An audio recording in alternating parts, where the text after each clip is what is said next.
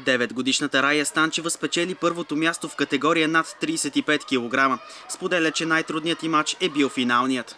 Тя удряше много и удряше просто... Да, сила. Как успя да се справиш с нея? С какато гели и малашите и майгерите. След първото място на държавното първенство, Рая Станчева вече има нова цел. Мечтая да стана каратистка и световна шампионка в Япония. Големи са мечтите и на друг шампион в Бургас, 12-годишната Ивалена Колева. Тя е 6-кратна републиканска шампионка, печелила е още балканската титла и трето място на европейско първенство. Следващия връх е европейската титла и дай Боже световната.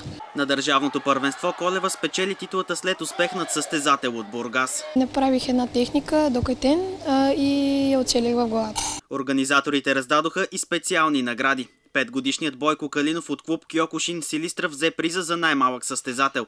За най-техничен състезател беше отличен Николай Николов от Ичигеки Варна. Бях най-техничен, правих много техники и се въртях около противника си. Винаги мога да постигна малко повече от това, каквото съм направил. Друг състезател на клуб Ичигеки Сергей Чижик получи наградата за най-висок боен дух. 9-годишното момче завоюва и първо място в своята категория. Той обича да се бие до край и да не се предава. Най-трудният си съперник срещнал на полуфинал. Един оранжев клон, но добре се виж той. С какво точно те затрудни? Че добре ме заобикаляш и се движиш. Златни медали спечелиха още Мартин Радев, Дарияна Николова, Георги Николов, Раян Павлов, Николай Николов, Александър Бояджиев, Галина Герчева, Самуил Желев, Иван Доцински, Ростислав Пулев, Александър Стоименов и Богомил Костов. Доволен съм от представянето на спортен клуб Ичигеки Варна. Имаме доста шампионски титли.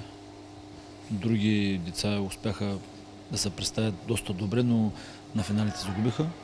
Но в крайна краща това е едно първенство, където не всички могат да станат шампиони. Като цяло имаме още доста работа, особено с някои деца, тъй като на тренировки показват едно, на състезание друго.